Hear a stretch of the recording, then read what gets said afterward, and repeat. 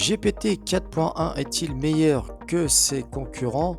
Tient-il ses promesses au niveau du codage? Je vais vous montrer dans cette vidéo comment j'ai pu réaliser une application pour afficher les différentes cryptos en temps réel avec une différence, un site réalisé aussi avec Claude Sonnet 3.7. Je suis donc parti de ce thème. Comme vous pouvez le voir, il a été reproduit de A à Z grâce à Klein. Je vous montre comment configurer l'API de GPT 4.1. Bon visionnage. Bonjour à tous. Aujourd'hui, nous allons parler de la toute nouvelle série de modèles d'OpenAI. OpenAI a surpris la communauté en lançant non pas un, mais trois nouveaux modèles GPT 4.1, 4.1 mini et GPT 4.1 nano. Nous allons explorer ensemble ce que ces modèles apportent de nouveau, comment ils se comparent à la concurrence et surtout comment vous pouvez les utiliser dès maintenant pour vos projets. En fait, ces modèles, ils ne pouvaient être que le modèle, Optimus, Alpha ou bien, Quasar que l'on avait sur OpenRouter car, si vous les cherchez, d'accord, on ne les a plus et je pense c'était déjà donc en fait, OpenAI les avait cachés, les avait présentés en fait sur, OpenRouter et c'est pour ça aujourd'hui on ne les a plus et aujourd'hui on a bien OpenAI GPT 4.1.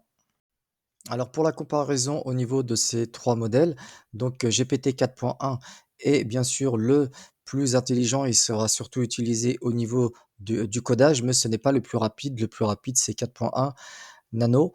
Ensuite, au niveau de la fenêtre contextuelle, on a une fenêtre de plus de 1 million de tokens, ce qui est vraiment énorme. Franchement, c'est vraiment pas mal ce que vient de nous sortir OpenAI.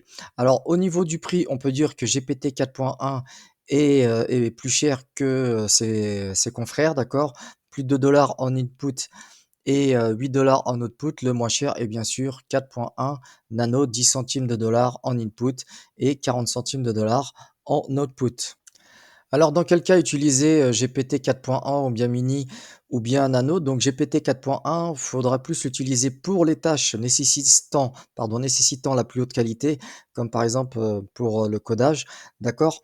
Pour 4.1 Mini, c'est plus pour un excellent équilibre, on va dire, entre coût et performance. On peut voir au niveau du prix, c'est vraiment 5 fois moins cher que GPT 4.1. Sinon, 4.1 Nano, c'est vraiment pour les applications nécessitant une faible latence ou pour les traitements en masse à moindre coût. On peut voir que c'est les plus rapides par rapport à ses confrères. Alors, au niveau du benchmark de Eder, le benchmark de Eder, c'est un test sur plus de 225 exercices de codage en différents langages. On peut voir que GPT 4.1 est vainqueur face à GPT 4.1 mini et 4.1 nano, ainsi que GPT 4.5. GPT 4.5 qui était beaucoup critiqué ces derniers temps au niveau du codage.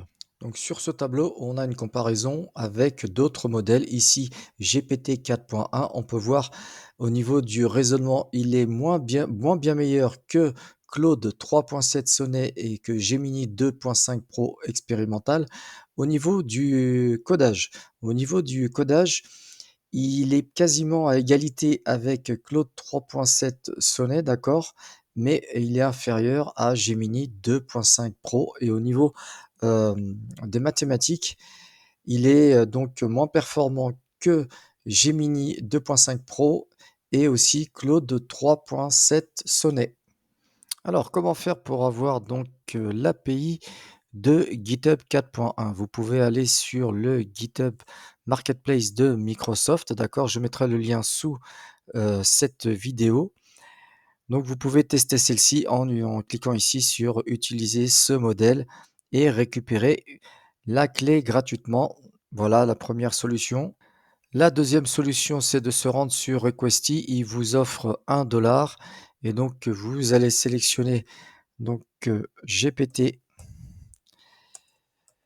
4.1, d'accord. Et voilà, vous pouvez tester ce modèle. Vous avez 1 $ GPT 4.1. Vous avez aussi GPT 4.1 mini et GPT 4.1 nano. Alors, autre solution, donc celle que l'on va utiliser pour coder, vous allez sur OpenRouter. Donc, vous pouvez aussi récupérer une API en plus, bien sûr, du site de OpenAI. Donc ici, vous avez les 3 modèles OpenAI GPT 4.1, 4.1 mini et 4.1 nano. Vous avez aussi le tarif qui s'affiche ici. Pour créer une clé API, vous cliquez sur OpenAI. Ensuite, vous cliquez ici sur API, d'accord? Create API Key. Vous cliquez ici sur Create API, vous lui donnez un nom, d'accord? GPT 4.1. Vous cliquez sur créer, il va vous afficher votre clé. Bien sûr, vous la sauvegardez dans un fichier TXT, parce qu'après, vous allez vous la copier principalement, bien sûr. Vous la mettez dans un fichier TXT, car après, elle ne s'affichera plus. Vous serez obligé d'en créer une autre. Comment configurer donc sa clé API au niveau de Cline et de Roucode? Vous cliquez ici sur la petite roue. Vous sélectionnez donc aussi bien sur Plan que sur Act votre provider. Vous sélectionnez ici votre provider, Open Router, vous cliquez ici, vous mettez votre clé que l'on a récupérée et vous sélectionnez ensuite votre modèle, d'accord? Donc vous cherchez, on va sélectionner GPT 4.1, alors celui-ci, et comme vous pouvez le voir, celui-ci supporte les images, ok? Vous faites bien sûr la même chose au niveau de Act Mode et ensuite vous validez, d'accord? Au niveau de Roucode, vous faites la même chose, vous cliquez sur la petite roue sur Setting, vous allez donc ajouter un profil. Alors ici, on va ajouter un profil, on va dire Open Router pour qu'on s'en rappelle. Donc GPT, vous mettez ce que vous voulez, mais c'est juste pour vous en rappeler, d'accord? Vous créez votre profil, comme vous pouvez le voir, j'ai une liste de différents profils, de différentes clés d'API. Ensuite, au niveau de votre provider, alors vous prenez Open Router. Alors, Open Router, voilà, qui est ici. Vous mettez ici votre clé API et ensuite vous saisissez donc votre modèle. Tac, voilà, GPT 4.1 et bien sûr ensuite vous sauvegardez. Alors voilà comment on va procéder pour développer notre application pour tester l'API GPT 4.1. Vous allez sur ThemeForest par exemple ou Dribble, vous sélectionnez un site, vous faites une copie d'écran de ce fameux site et on va essayer de reproduire la même chose. C'est un site, vous voyez, qui affiche les différentes cryptos sur le marché. D'accord? Surtout, ne prenez pas leurs propres images. Vous pouvez faire une copie d'écran de ces images, la copier sur Google AI Studio, il vous génère un prompt. Ensuite, ce prompt, vous le collez sur Qwen et vous avez des images qui ressemblent à peu près à celle-ci.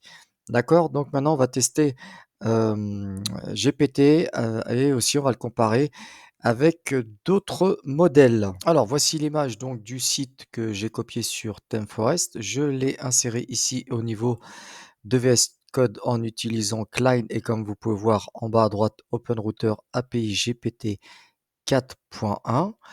Ok, j'ai collé mon image. Ici, donc, j'avais déjà configuré mon application dans test GPT 4.1 en utilisant donc Next.js, TypeScript, Tailwind. Ok, je lui ai collé ceci et je vais lui demander de me créer la même chose. Alors, pourquoi je procède comme ceci? GPT 4.1 possède en fait la vision, donc il peut lire une image. Dans une précédente vidéo, lorsqu'on avait utilisé Grok, l'API Grok qui vient de sortir, d'accord, celui-ci ne peut pas lire les images. Donc je lui demande ceci. Alors quand on est sur Cline, on passe en mode plan. Ce qu'il va faire, c'est qu'il va penser et ensuite il va nous proposer donc son plan pour générer donc l'application. Donc je lance cela, je le laisse réfléchir. Donc il est directement parti au niveau donc du codage. Le site à cloner est une landing page crypto. D'accord, donc il commence directement à coder. Ce qu'il y a, c'est que comme vous pouvez voir, il me parle en français. Lorsque j'avais utilisé l'API de Grok, oui, Grok, il m'avait donc parlé seulement en anglais. Donc je vais le laisser travailler, ok. Alors, ce que je peux constater déjà, c'est que franchement, il me génère le code. Il ne m'a pas créé d'erreur depuis que j'ai lancé le code. Je suis passé directement en mode Act. Pourquoi? Parce que j'avais en fait, un problème au niveau de mon API. La clé API n'était pas bonne. Donc, j'ai recollé une nouvelle clé API, mais j'étais en mode Act. J'ai relancé cela. Franchement, ça m'a pas gêné. Ça génère directement le code. Et franchement, ça fonctionne très bien pour l'instant. Alors le développement de la maquette est terminé, j'ai rencontré vraiment quelques bugs. En fait, c'était plus des problèmes d'affichage au niveau des images. Pour l'instant, la réalisation de la maquette m'a coûté 67 centimes de dollars. Donc je vous montre, en fait, ça c'est donc l'original, comme je vous ai dit, hein. Ça je les ai refait faire, ces fameuses images. Voilà l'original au niveau du thème de Theme Forest. OK, et voici ce que, Klein m'a recréé avec l'API de GPT 4.1. Donc il y a une forte ressemblance, comme vous pouvez voir, ça c'est les images que m'a créé, Qwen 2.5. Donc franchement, c'est pas mal. Donc je vais faire le même test avec d'autres modèles. Alors le test, la comparaison va être faite en fait avec Claude 3.7 Sonnet. Claude 3.7 Sonnet qui est totalement gratuit au niveau de Trae. Donc on peut bien sûr ajouter une image. J'ai affiché donc l'image de notre fameux site sur Theme Forest et la même chose, je vais lui demander de me recréer. Recrée-moi le même site. D'accord? Je vais juste lui demander ça et je vais voir exactement jusqu'à où il peut aller. Alors, concernant Claude 3.7 Sonnet utilisé gratuitement sur Trae, je n'ai eu vraiment aucune erreur, mais vraiment aucune erreur. Sinon, bon, bien sûr, faut pas oublier de se mettre au niveau de Builder ici. D'accord? Et la seule chose que je lui ai indiqué, c'est là où étaient mes images. Ensuite, comme vous pouvez le voir, voici le résultat avec Trae, donc avec Claude Sonnet 3.7. Voici le résultat, la copie de notre site. OK? Donc c'est les mêmes images, comme vous pouvez voir. Alors, ça a été réalisé ici avec GPT 4.1 Sonnet. Dites-moi en commentaire quel est le modèle que vous préférez entre 4.1 Sonnet, pardon, entre GPT 4.1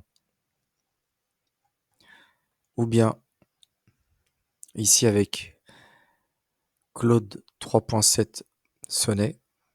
Je vous remonte l'original, d'accord? Indiquez-moi au niveau des commentaires quelle est la maquette que vous préférez. Alors, pour le test de Grok 3, étant donné que Grok 3 ne sait pas lire les images, donc je suis parti sur Gemini Google 2.5 Pro expérimental. Je lui ai collé donc l'image de notre projet. Je lui ai dit crée-moi un prompt bien détaillé pour que je recrée ce site. J'utilise l'agent de codage Klein. Voici donc le prompt en détail qui m'a créé. Je vais coller celui-ci au niveau de Klein en utilisant le modèle donc de X, d'accord, de Grok 3. Donc comme vous pouvez le voir au niveau de Klein, j'ai recréé un nouveau projet.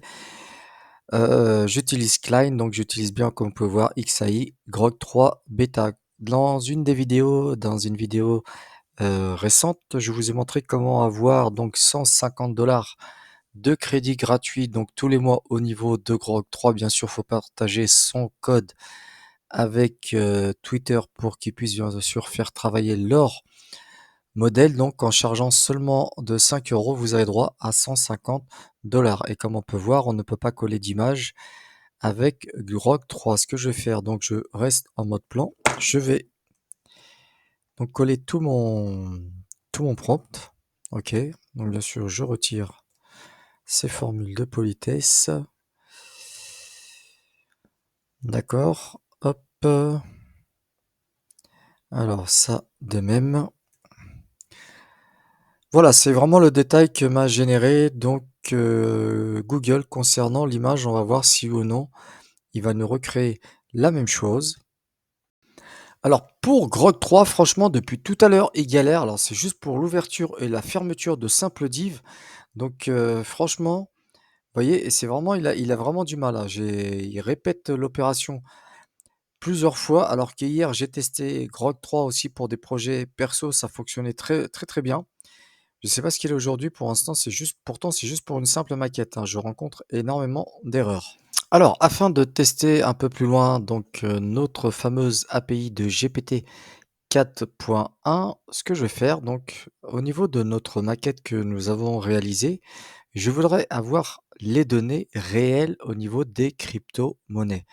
Donc c'est bien beau de faire une maquette, mais on va améliorer celle-ci en intégrant directement des données. Donc j'ai demandé à avoir l'API, donc une API gratuite, on a droit à un certain nombre de données de CoinMarketCap. D'accord? Je me suis inscrit, ils m'ont donné une clé et je vais intégrer cette clé au niveau de Klein et je vais lui demander de modifier mon tableau. Alors voilà ce que j'ai fait. J'ai donc créé ici au niveau de la souris un fichier .env. D'accord? J'ai créé une variable API crypto. J'ai mis ma fameuse clé que m'a donnée coinmarketcap.com. D'accord? Ensuite, au niveau de la doc, il vous donne un exemple de code pour Node.js comme on est en Next.js. D'accord?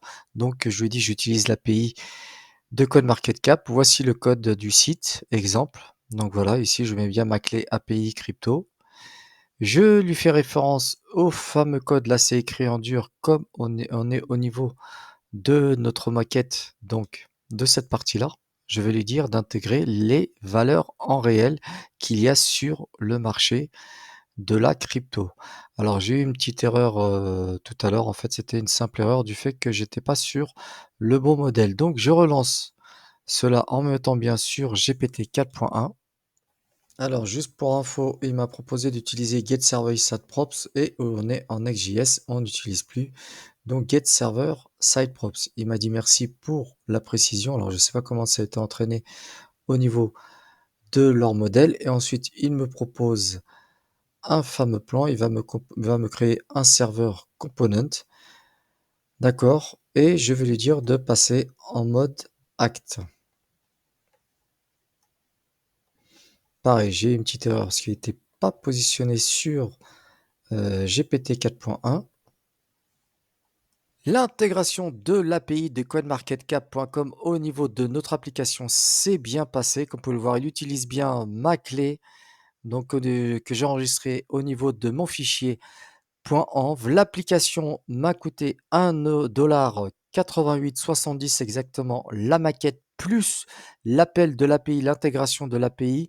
Et vous allez voir que le résultat est super. Quelques corrections d'erreurs, très peu d'erreurs par rapport à Grok 3, franchement, qui m'a fait n'importe quoi. C'est pour ça que je ne vous présente pas la maquette réalisée avec Grok 3.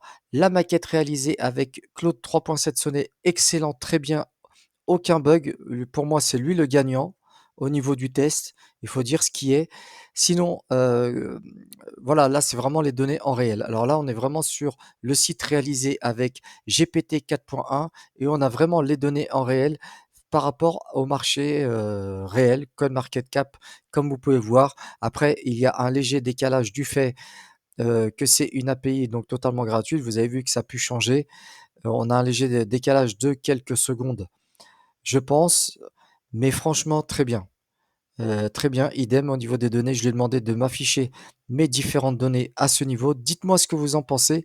Quelle est la maquette que vous préférez entre celle réalisée par Claude 3.7 Sonnet grâce à Trae ou la maquette réalisée avec GPT 4.1 grâce à l'agent de codage Klein. Et comme je vous ai dit, on est parti donc de ce site au niveau de ThemeForest. J'ai fait une copie écran de celui-ci. Je l'ai simplement intégré au niveau de notre agent IDE ici, donc VS Code ainsi que Trae. Je lui ai dit, fais-moi la même chose comme vous avez pu voir sur cette vidéo. J'espère que cette vidéo vous a plu. N'hésitez pas à la liker, à la partager, à mettre des commentaires. Pardon, et je vous dis à bientôt.